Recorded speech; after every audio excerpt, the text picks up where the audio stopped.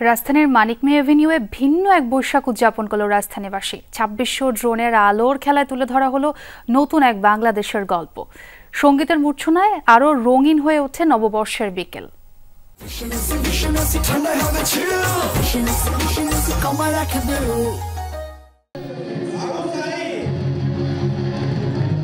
পরাধীনতার শৃঙ্খল ভাঙতে দুই হাত প্রসারিত করে আবু সাইদের বুলেটের সামনে দাঁড়িয়ে যাওয়া কিংবা মৃত্যুর মুখে মীর মুগ্ধের পানি লাগবে পানি এমন উচ্চারণ তাতিয়ে দিয়েছিল ২৪-এর বীর যোদ্ধাদের।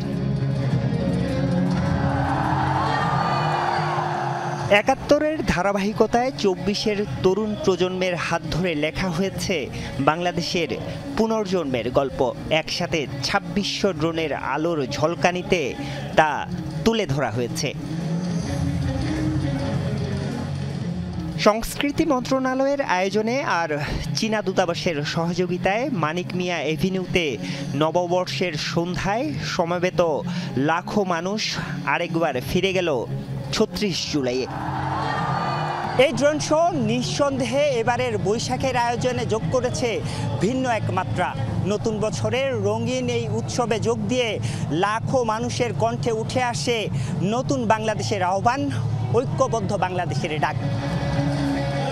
মনোমুগ্ধকর এই ড্রোন শো উপভোগ করেন অন্তর্বর্তীকালীন সরকারের দুই উপদেষ্টা এবং চীনা রাষ্ট্রদূত।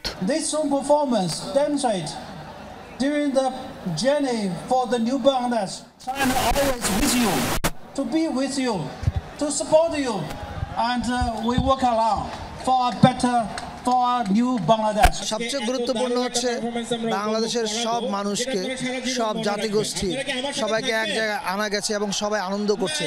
তাদের আনন্দের মুখ দেখে আমরা খুশি এবং আমরা সবাই মিলে একসাথে চলছি।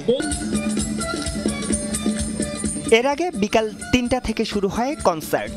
হালের হিপ হপ থেকে শুরু করে ঢোলবাসী গানে গানে তুলে ধরা হয় আবহমান গ্রাম বাংলার সংস্কৃতি। সন্ধ্যা গড়াতে গড়াতে নগরবাসীর ঢল নামে মানিক মিয়া এভিনিউয়ে গানে গানে উদযাপন করা হয় রঙিন বৈশাখ। আরিফুর রহমান সবুজ, যমুনা নিউজ, ঢাকা।